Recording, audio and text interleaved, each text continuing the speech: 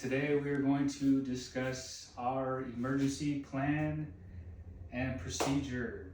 Okay, so before we get started, I'm going to play a song for you. Okay?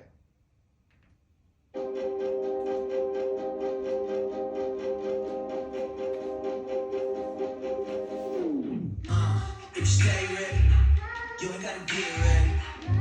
I'm ready. Yeah, y'all ready? Look. If you stay ready, you ain't gotta get ready. I'm ready. Look, y'all ready, y'all ready, y'all ready. Go for that, I get it. Alright, as much as I'd like to continue playing that song, the part I wanted you to listen to is if you stay ready, you ain't gotta get ready. So, what does that mean in relation to what we were just going to discuss today? Well, I'm going to share a little story. Okay, so a few months ago, I was sitting at a coffee shop, reading my Bible, had my headphones on, and a lady walks in, a little distraught, and I look outside the window, and there is a gentleman directing traffic. This is 8 o'clock on a Saturday morning on the downtown strip in Palm Springs, and it's usually pretty quiet and not that busy around that time. Well, I go outside, and the gentleman is directing traffic because right near him is a lady who is laid out on the ground. Her shin bone is completely exposed. Flesh was ripped off, and there's blood everywhere. Happened to be a gentleman who had a belt wrapped around her thigh and was using it basically as a tourniquet to save this lady from bleeding out.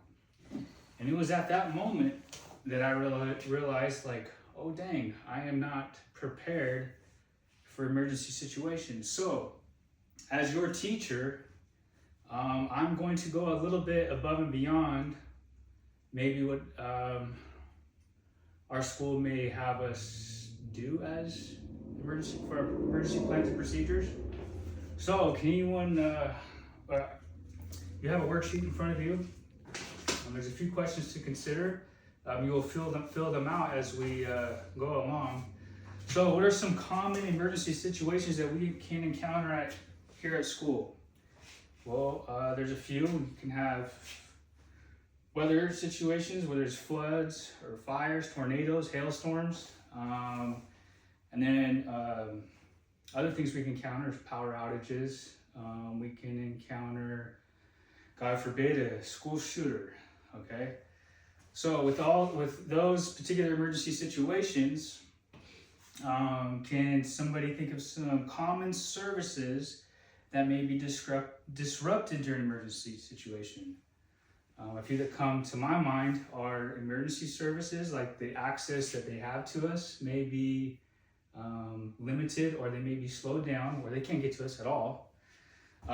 Communications, maybe if there's power outages, maybe cell phones don't work, or maybe landlines don't work, or classroom telephones. And let's say none of those go down. Let's say the roads are open, every communication works, cell phones work. Does anybody know what the common response time is for 911? If you do a quick Google search, the common response time is about 7 to 10 minutes. So, for example, in that situation with that lady who was hit, and she would have bled out. That ambulance did not show up before 7 minutes. It takes about 2 to 5 minutes to bleed out. Okay. So, what I have in our classroom to-go bag is, if you want to come on up, I have a few items here that you may think is crazy, but I just want you guys to know this is what we have, and in case of emergency, if we have to rush out the door, either due to fire or other emergency situations that our school policy has us leave the room, or even if we have to stay locked down in the room, okay? We're gonna have a tourniquet here. Later we'll go on how to put this on in case it's usually applied to the limbs if there is a very bad wound that can cause someone to bleed out. So we have a tourniquet, we have some gauze, we have walkie-talkies in case communication goes out and we need to communicate to one another from far distances. We have a ham radio. This I will have dialed in to not only our local emergency services, but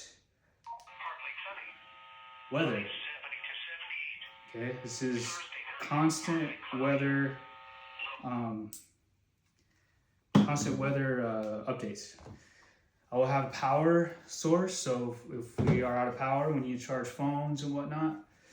Most to-go bags have flashlights, and then you have your basic first aid. So probably the most common, and then a multi-tool and some wipes. And this backpack, everything that will be in this backpack here is a bulletproof backpack. It's not rated for rifle rounds, but all handgun rounds it is rated for. Okay, so in case of emergency, okay, we're gonna have a buddy system.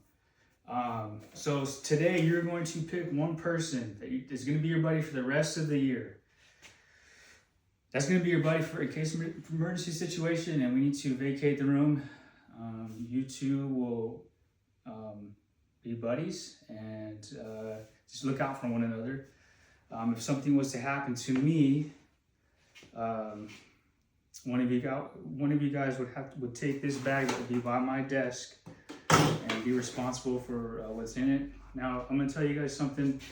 All this you may not know how to use perfectly, but I just want you guys to be able to have it in case you need it. Because in that moment when I was at that coffee shop and that lady was bleeding out, I wish I had something on me. It made me realize like I need to have stuff on me in case of an emergency situation. And the number one thing to remember is in an emergency situation is to stay calm and not to panic. Okay, other stuff we'll have in our room, I will have a case of water and I will have food, okay, in case we ever need to be locked down because there's severe weather and we can't go anywhere. Okay, so our procedure is when we leave this room, to take our to-go bag, which will have all this in here.